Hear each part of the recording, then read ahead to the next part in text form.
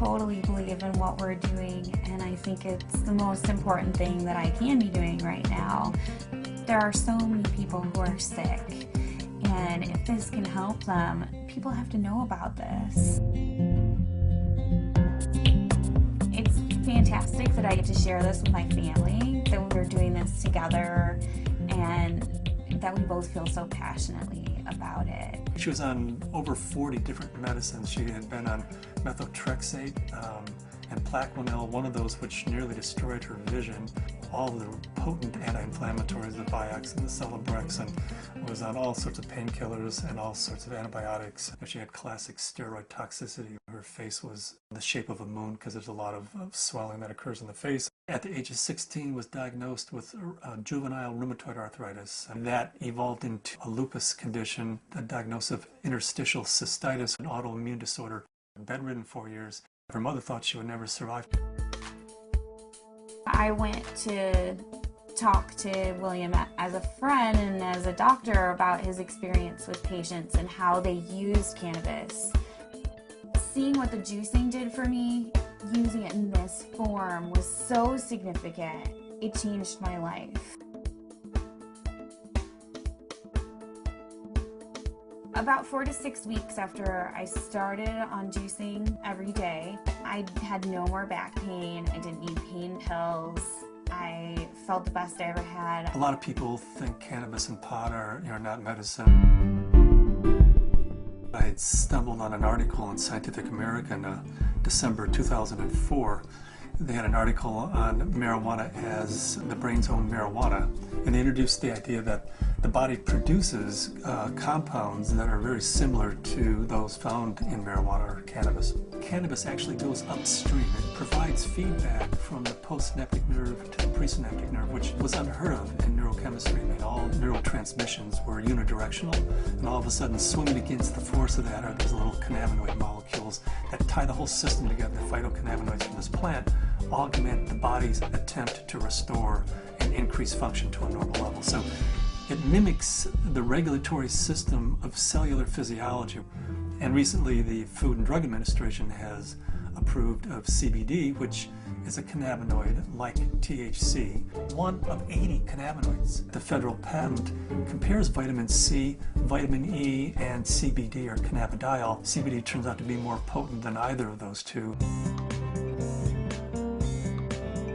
The thing that I warn my patients of is, if you're going to be juicing this flower and this leaf, and you're going to be doing this high-dose, non-psychoactive cannabinoid dietary approach, please do not heat it. When you heat cannabis, you make it psychoactive, which for a large part of the community, the psychoactivity of a plant is a measure of its medical quality. But it's really quite the inverse. If you heat or age cannabis in any way, you're destroying some of the medicinal properties of it. To use the plant effectively, we have to use it the way it evolved over 34 million years, which is raw. Because when it's raw, the THC is bound up as THC acid. It requires aging, drying, so as a hunter-gatherer, we gather this plant and we notice, wow, as this plant ages, it changes character and suddenly has a psychoactive effect. I think that's the most exciting area of cannabis research, is looking at non-psychoactive cannabinoids. Because if you do heat it, you'll decarboxylate the THC acid, and you're going to have 600 milligrams of THC acid with the CBD acid. You would be unconscious probably for the better part of the week. Between heating the plant, whether that's in a sucker, a cookie, a baked good, a butter, vaporized, smoked, all of those techniques convert THC acid, which is non-psychoactive, into THC and provide you with that 10 milligram dose. But if you eat the plant raw, then THC acid is the way it's found in the plant. It's not psychoactive. The juicing allows you to get up to the 500 to 600 milligrams, which is 60 times more than you could tolerate if it was heated. This treatment is not psychoactive. People don't have to be stoned when they take it. They can take it and go to work. They can take it and play with their kids. It's hard for me to understand laws against something like green leaf therapy and to think that prednisone is legal. We're still fighting the stigma of marijuana back from the 20s, 30s, 40s, 50s. I was a prosecutor for 8 years in Mendocino County, so I know it from both as a defense attorney and as a prosecutor. The 1972 Controlled Substances Act said that marijuana has no medical value whatsoever. The federal government has a patent on its medical properties. The Food and Drug Administration has approved of it as investigative new drug. I have not found the United States to be very open about cannabis research. In order to print an article in a peer-reviewed journal, you have to use cannabis that they've certified for your study. And there are physicians who have waited 3, 4, 5, 6 years, some even longer than that, to just get a sample. The federal government's been kind of schizophrenic in the way it looks at marijuana. It says it has no medical value under that act, but at the same time, the federal government has been funding research in marijuana for years, for decades.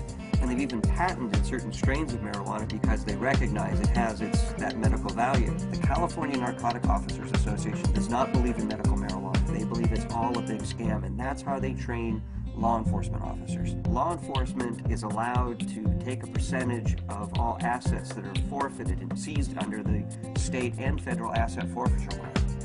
So it takes the really enlightened and compassionate law enforcement officer to recognize that these medical marijuana laws are designed to protect patients. I was trained when someone had marijuana, you took them to jail. There wasn't a medicine use for marijuana. It's an illegal substance, and people went to jail for it. In 1996, California took a huge leap. I didn't support Proposition 215 because of the education I had, the experience I had, and what I had seen through the illegal marijuana gardens that I had seen throughout my career. Since 1996, I have changed my opinion somewhat. I believe there is a very clear medicinal use for marijuana. That being said, I believe that there are a large percentage of people who use marijuana as an excuse to either make profits or for recreational. The people who use marijuana for the true intended use that the voters passed, medicinal, I'll do everything I can to support their rights. There's many more things that law enforcement can be focused on than medicinal marijuana. And I don't want to give the impression at all that I support people who are growing marijuana for medical purposes 364 days of the year, and then one day a year they make a big sale for a couple $100,000, and they're a commercial seller that one day of the year. They're the people who are causing problems for the people who really and truly need and can use medical marijuana.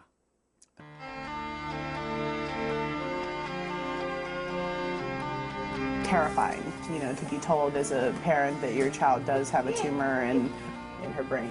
It took 24 hours in the operating room. They gave us a 10% chance of survival with treatment. The Oakland Children's Hospital, where they called me and they said they had a baby who they were discharging home.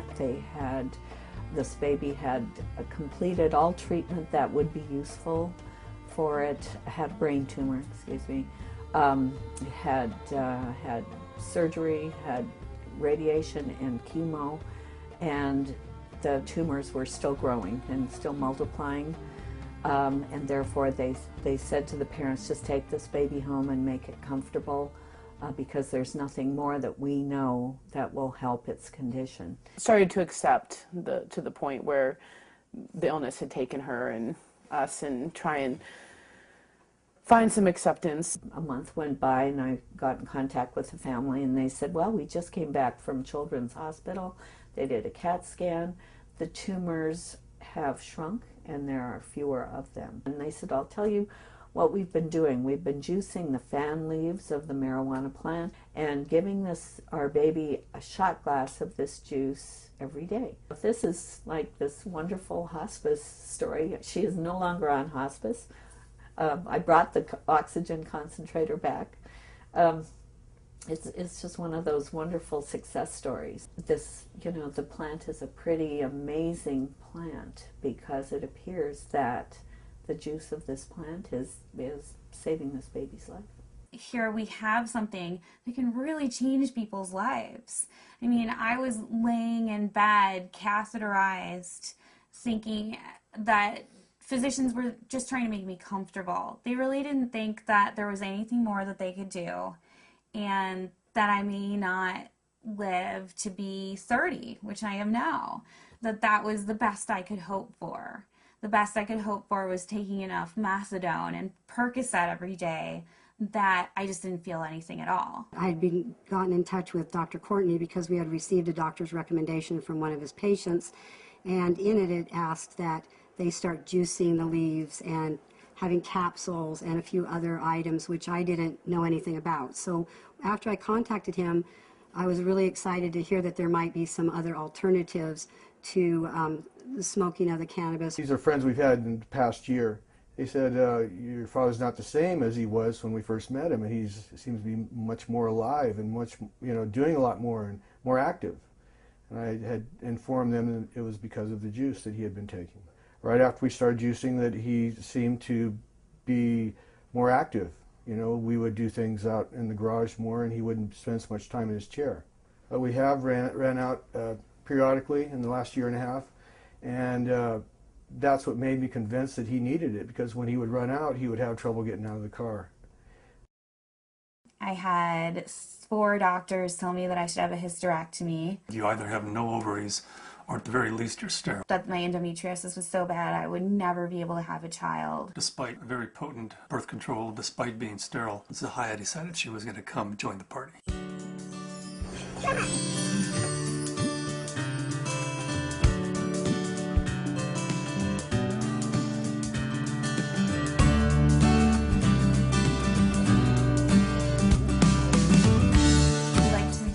Ourselves by being extremely scientific, and people know that if they're going to come to us, they're going to have to go through a lot of hoops, but they're also going to get the most up-to-date scientific knowledge on this subject, and they're going to see a physician who's an expert in the field of non-psychoactive cannabinoids.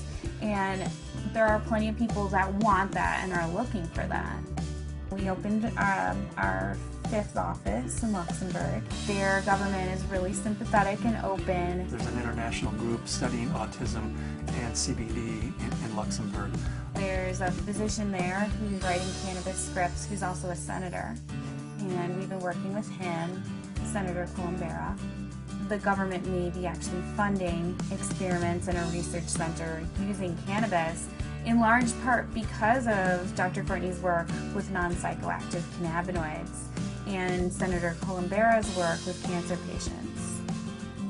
There are now facilities for testing plants, and there's been more progress made in the last 5 to 6 months. A new strain in from Spain called Cannatonic, 6.9% CBD.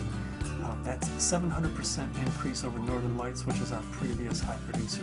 I would like to find strains that have all of the cannabinoids present in an amount that's useful.